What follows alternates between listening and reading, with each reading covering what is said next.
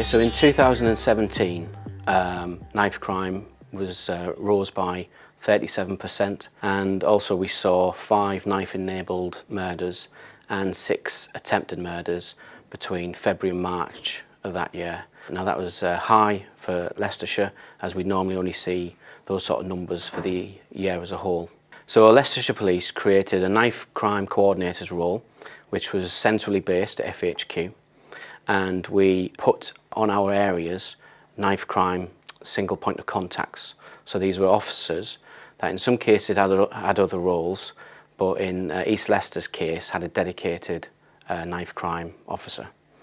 And we worked together using our partners, so we looked at working with local councils and youth services and NHS to cover 3 main strands, which was engagement, enforcement and education around knife crime. For enforcement, we carried out mobile, proactive patrols in high knife crime areas using drugs dogs, knife arches and knife sweeps.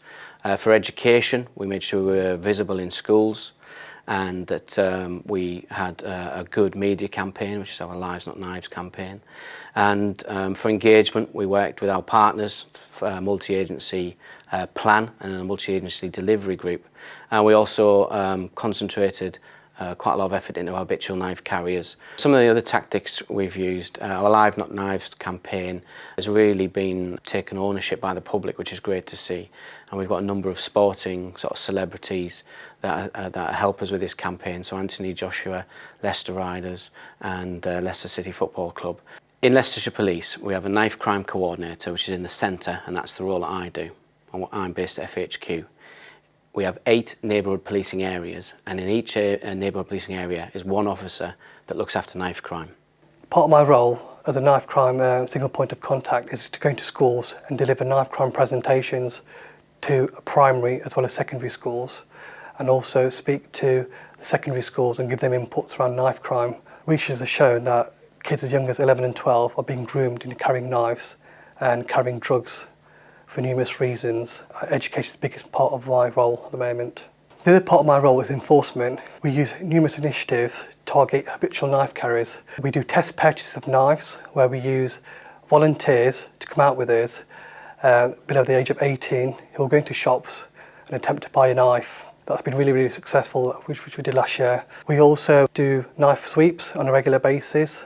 Our tactical support team will be looking for knives in a certain area. So on the engagement side, I look at going to community events that are held within the city. I speak to the local residents, give them knife crime prevention advice, distribute leaflets and build up a rapport with them and pass them on to different agencies that could help them and their children and the wider community. The benefits of my role as a single point of contact for East Leicester, it's been a huge success because I'm able to holistically take approach to knife crime, a consistent approach to our knife carriers on our events, and build up a greater picture of who's doing what within East Leicester. This allows me to target my patrols and my enforcement aspect of my work around the knife carriers. Yeah, we've managed to stabilise our number of knife crime offences.